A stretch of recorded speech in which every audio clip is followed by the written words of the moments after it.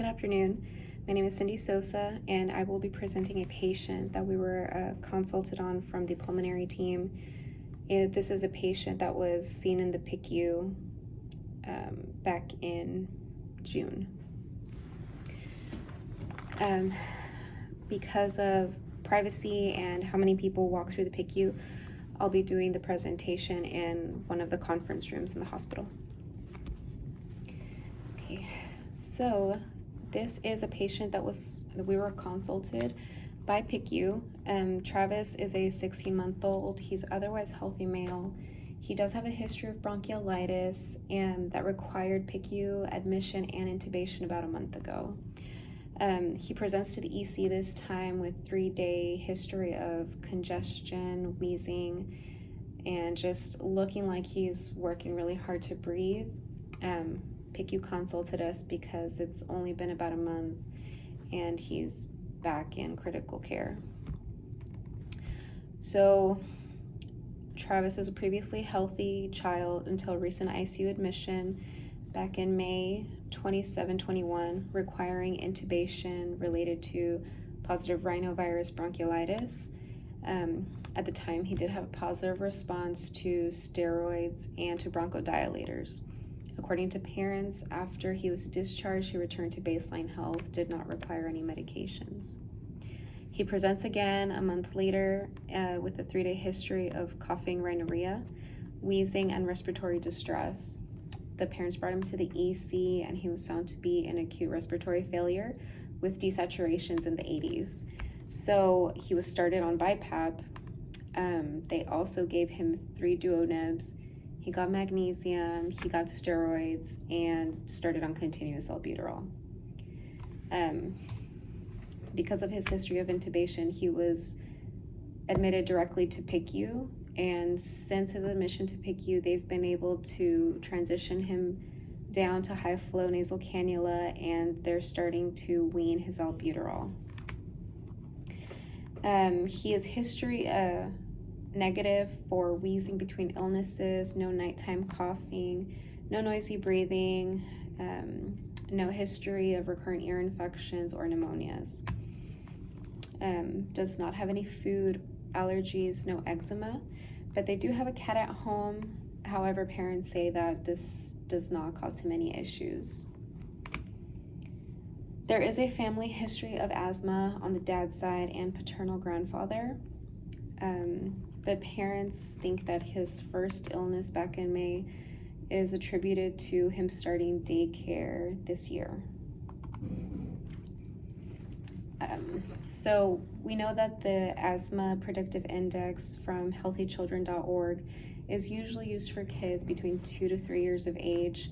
However, given the nature of the frequency of these illnesses that he has, we decided to do a loosely based asthma predictive index, and so he is negative for all of the indicators except for having a paternal history, a parent with asthma. Birth history, he was born full term, no NICU stay, no food or drug allergies. He does live at home with mom and dad and attends daycare twice a week, and he does have one pet at home, a cat, and he's up to date with his immunizations. He is currently on prednisone, 1 mg per kg, and albuterol. And this is based on the TCH evidence-based guidelines. He is on the RAMP protocol. He was weaned to Q3 this morning and seems to be tolerating it very well. Oxygen requirement, he's currently on high-flow nasal cannula, 4 liters, 21%. So my physical assessment of him this morning, he was alert, no acute distress, playing in his crib, wearing his nasal cannula just fine.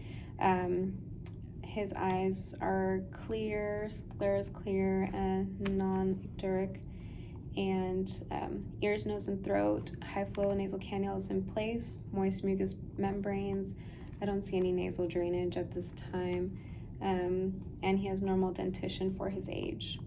His neck did not have any masses, trachea is midline.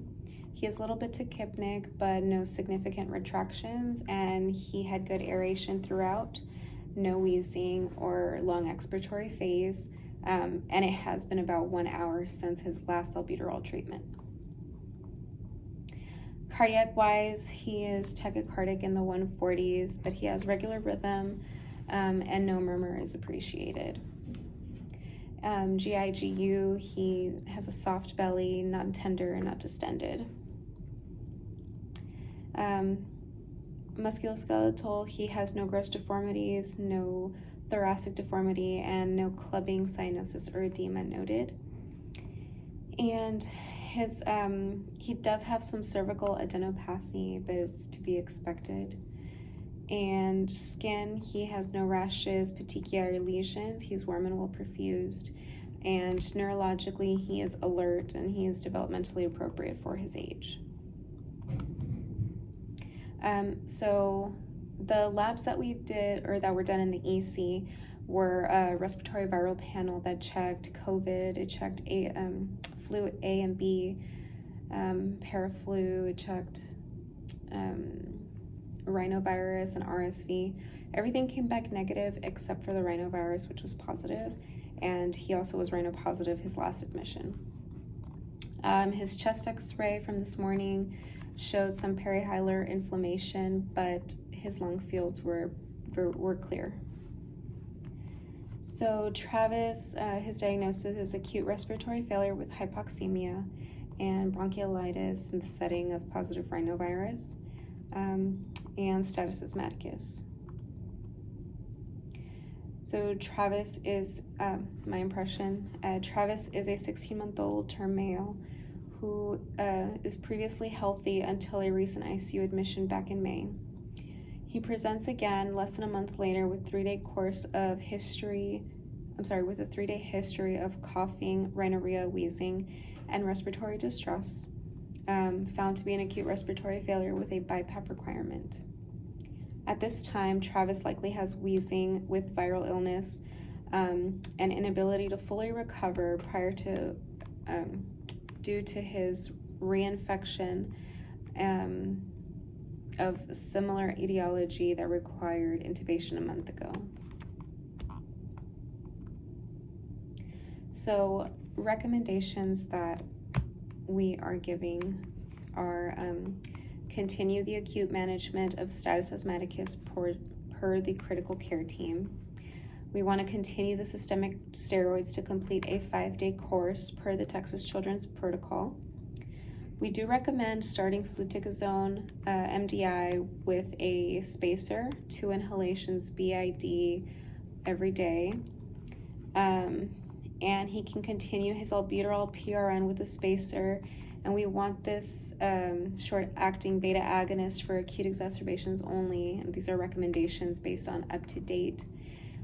So we will also write an order to give MDI teaching prior to discharge so the parents are feeling comfortable with using the inhaler with the spacer. He will also need close follow-up with pulmonary at discharge, and this is based on up-to-date recommendations of doing 1 to 6 months after. But given the frequency of his illnesses and how close they were, we want him to follow up within a month after he's been sent home. So these are the recommendations, and thank you very much.